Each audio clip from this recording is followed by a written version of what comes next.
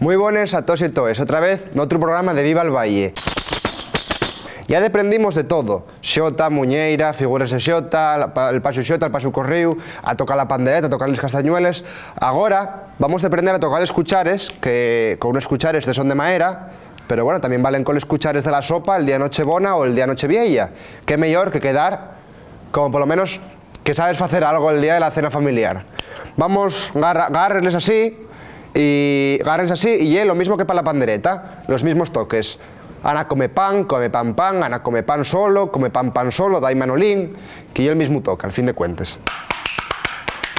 Ana come pan, Ana come pan, Ana come pan. O el otro toque, come pan, come pan, come pan. También podemos decorarlo y hacer floritures, o por ejemplo, el más fácil, el que más me presta a mí, poniendo la palma de la mano así, con los dedos abiertos y firmes, riscar, que yo llamo riscar, que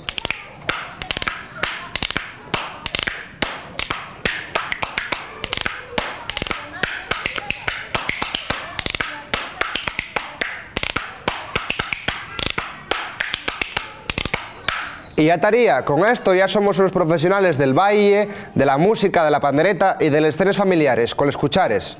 Vémonos en más programas de Viva el Valle.